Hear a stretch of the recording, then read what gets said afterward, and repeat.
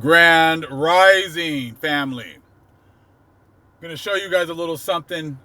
Shows you how Psalms 83 has gone all the way down to even skin color and changing how it used to be in the past in order to hide who we are. Now, mostly everything is white or black. Either you're white or black or you're brown, and that's pretty much it. A person of color. So they try to lump in all the different groups into people of color. But they got rid of one group, which would be the red man, which seems more than likely that is who we are. The red man, they tried to give that designation to the yellow men. They try to give that designation to the Siberians, calling them the red man. But the original man, Adam, was actually always referred to as a red man. And now you got, so-called these Africans, these Hamites, who now want to be, they try to lump us all with the black men in order to get rid of the red man. Now we're going to take a look here in Atlantis, the Antediluvian World by Ignatius Donnelly. We're going to take a look at a couple pages real fast. Okay? So, look at the top. Not only was Adam a red man, but there is evidence that from the highest antiquity, red was a sacred color. Red would be a sacred color, a set-apart color. And in Psalms 83, they've all worked together to make Israel no more. So get rid of the red man, get rid of Adam being red, and portray him as being white. Which again, there's no way that everyone could have came from Adam if he was white, because that would be a recessive gene, and white people can only make other white people. So it's just scientifically impossible for that to happen. So even look here. So the gods of the ancients were always painted red. So the gods of the ancients were not painted white. They weren't white Jesus. They weren't white God here. They were portrayed as red. Now the red isn't always just like the red that you always see like in a crayon box. Okay? Red would be like ruddy. Like how David was always talked about as being ruddy. Okay, we'll take a look at that again. So again, the gods of the ancients were always painted red. And at the top, not only was Adam a red man, but there is evidence that from the highest antiquity, red was a sacred color. The gods of the ancients were always painted red. The wisdom of Solomon refers to this custom. And it's crazy because look, you're looking at these books about Atlantis, and they're referring to books like the Wisdom of Solomon. What you're going to realize is that many of the things that you're talking about with Enoch is just pretty much a way for you to learn about the antediluvian world. Okay? So the Wisdom of Solomon refers to this custom. The carpenter carved it elegantly. Okay? Hold on. Elegantly. And formed it by the skill of his understanding. And fashioned it to the shape of a man, or made it like some vile beast, laying it over with vermilion and with paint, coloring it red, and covering every spot therein. So you want to know who the Most High is dealing with, who his people are? They're going to be the red people.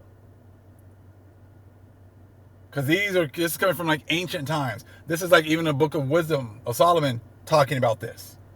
And look at who they got rid of when we start looking at these colors. Look at what group of people they got rid of. Then that shows you how it works with Psalms 83 and making Israel no more, making the nation of Israel no more. Not only as a people, but also as a color. Also, this is getting rid of all of the ancient things. So, let's see here. The idols of the Indians were also painted red, and red was the religious color.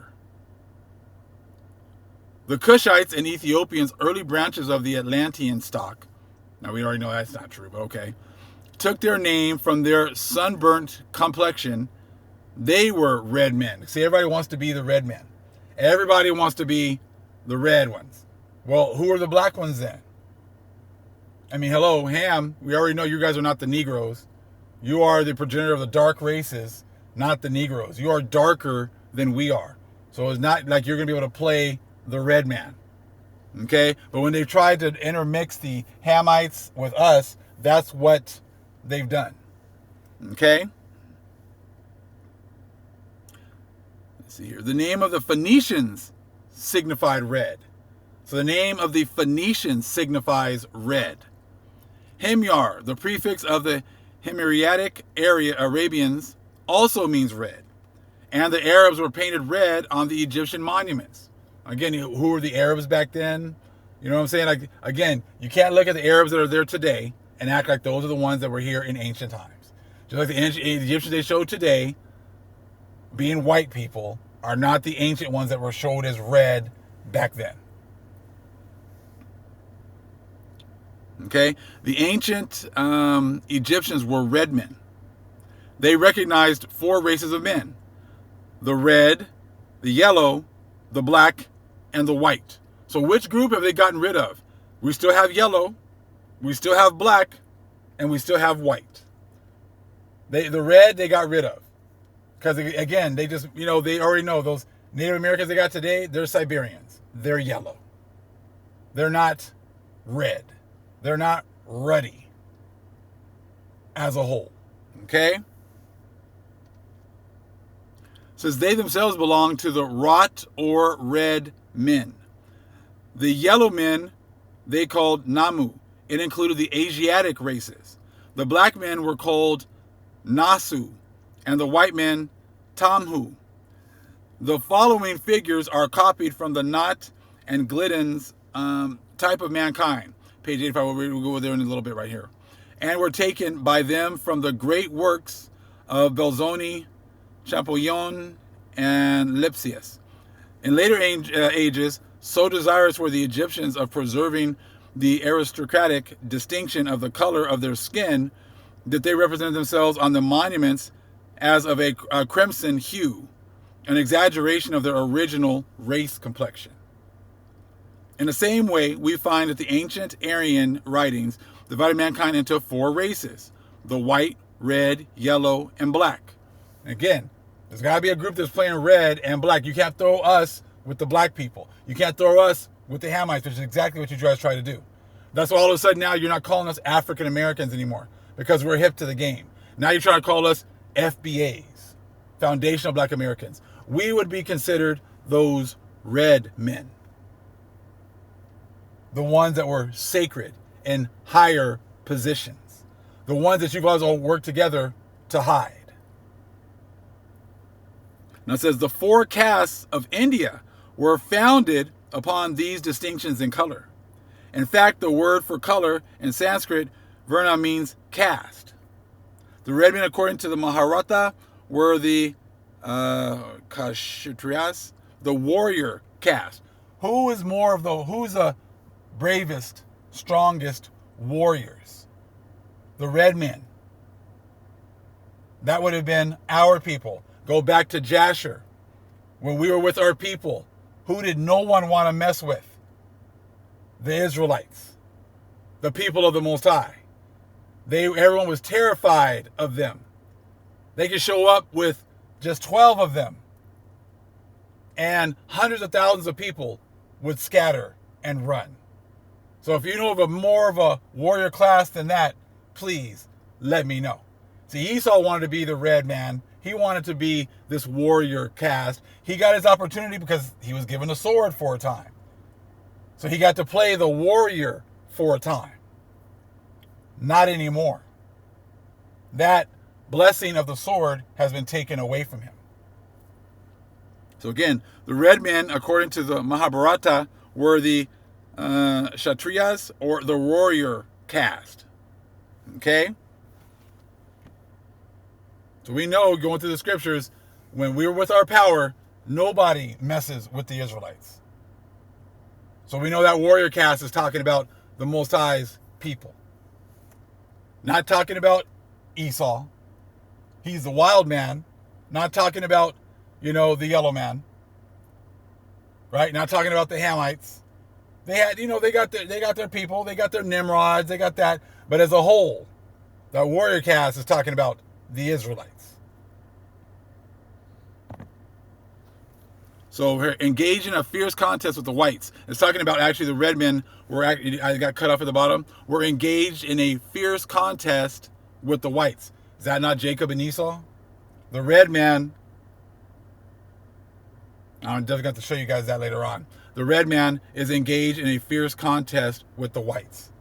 That red man is Jacob. If you look right here, you can see, hold on, fast. It's the pictures. You got the red man on the left. You got the yellow man right there. You got the black people right there. And you got the white people right there.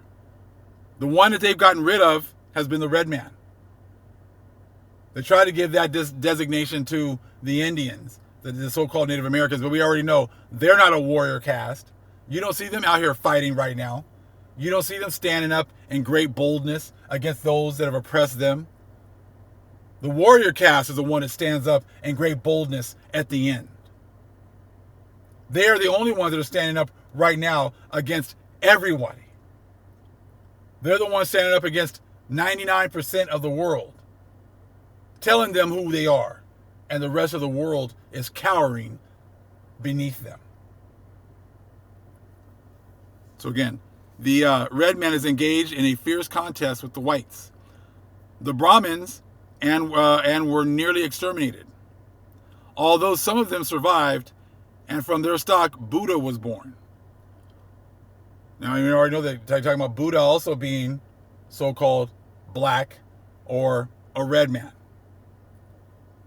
So that not only the Mohammedan and Christian, but the Buddhistic religion seem to be derived from branches of the Hamitic or red stock. We already know Ham and the red stock are not the same. And you can look at the picture. You can see the Hamites are black, and then that means there's another group that's red. And we already know that Ham is the progenitor of the dark races, not the Negroes. And the Negroes would go with the red because which group is not really represented anymore? The red man. Which ones are still represented? The yellow is the Asians, the Asiatics. The black is the Hamites. And the white is Esau or the Europeans. Everybody else just fits somewhere in there. But the one that they got rid of or tried to replace was the red man. So when you go to Psalms 83, and you just look at Psalms 83, who are the ones? The hidden ones. Everyone's going to be going after the hidden ones. Well, you can see right now they hid the red people. The ones representing the red ones. Psalms 83, verse 2. For lo, thine enemies make a tumult, and they that hate thee have lifted up the head. They have taken crafty counsel against thy people, and consulted against thy hidden ones. The one group hidden right here, red. They have said, come, and let us cut them off from being a nation, that the name of Israel may be no more in remembrance. They cut off the red people right here. Cut it off Israel from being a nation. And just try their best to keep on just putting us with the black people. They have said, come, let us cut them off from being a nation, that the name of Israel may be no more in remembrance. For they have consulted together with one consent. They are confederate against thee. Everyone is confederate with hiding the red. The red people. So when you go to 2nd Esdras, chapter 6, verse 54, and after these, Adam also, whom thou madest, Lord over all thy creatures. What did they say Adam was? They made him Lord over all the creatures. That was, look at the top. Not only was Adam a red man, but there is evidence that from the highest antiquity, red was a sacred color. So you go to 2 chapter 6, verse 54. And after these, Adam also, whom thou madest Lord of all thy creatures.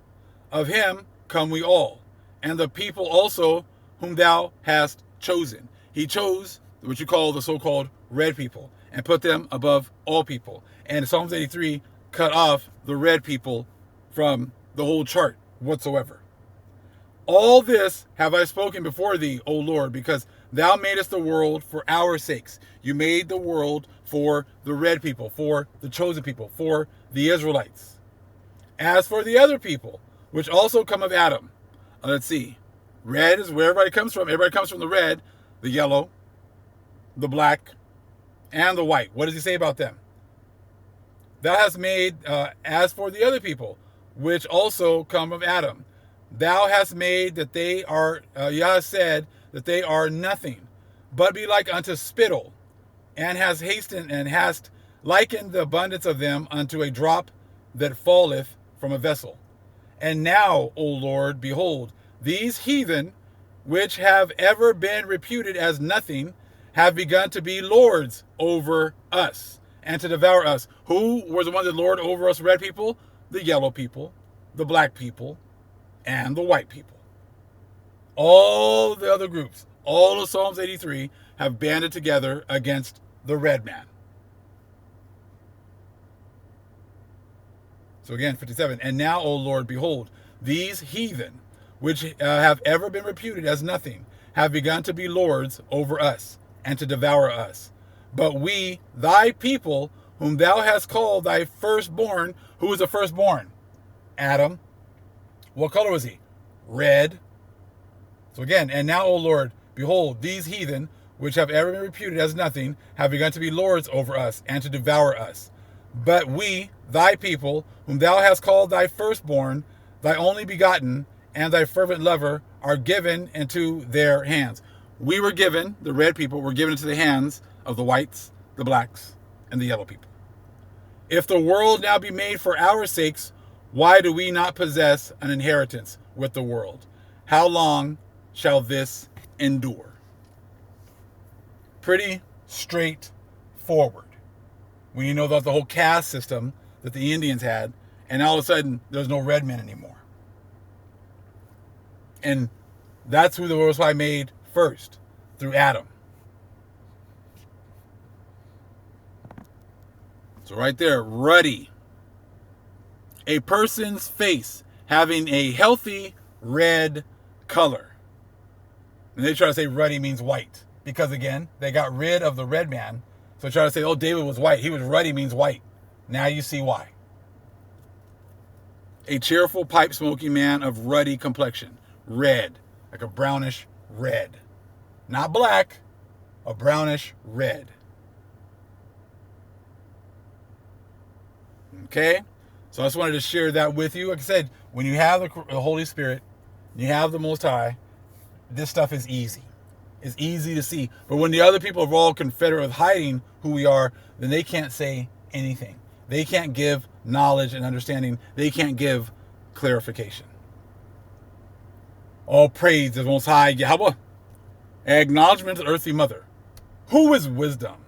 Who is the Holy Spirit? Acknowledge Yahweh Shai. Shalom.